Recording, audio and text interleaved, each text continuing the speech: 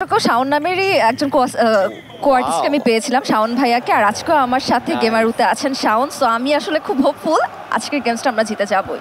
আজকে যদি জিতে যাও তাহলে তুমি তোমার গেমারুকে কি খাওয়াতে চাও? আমার বিকাশের ওয়ালেটে যত টাকা আছে পুরো টাকাটা আমি তাকে উৎসর্গ করে দিব।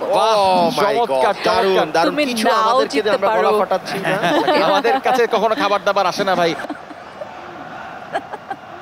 যাক, আমরা আশা করি এবার কমেন্টেটরদের উদ্দেশ্য কিছু না কিছু একটা আসবে। এদিকে জার্মানি আবারও আক্রমণে ছোট ছোট করে আক্রমণ করছে। মাত্র 18 মিনিটের মধ্যে দুটো গোল দিয়ে দিয়েছে। রিল্যাক্স করার কথা, কিন্তু জার্মানি কিন্তু রিল্যাক্স করার দল নয়, তারা গোলের পর গোল দিতে চায়।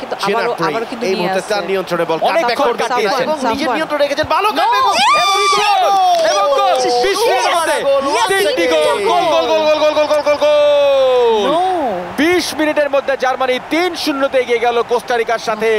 জার্মানির এই আধিপত্য আমরা এর আগেও দেখেছি।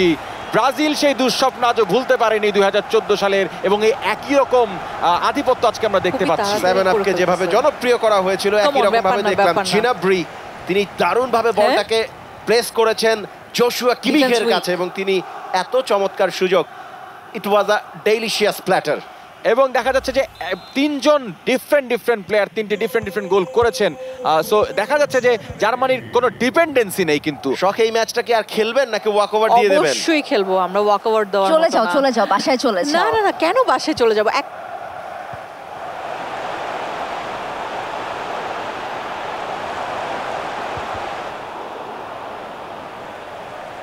খেলা এখনো শেষ হয়নি। Okay, let's C.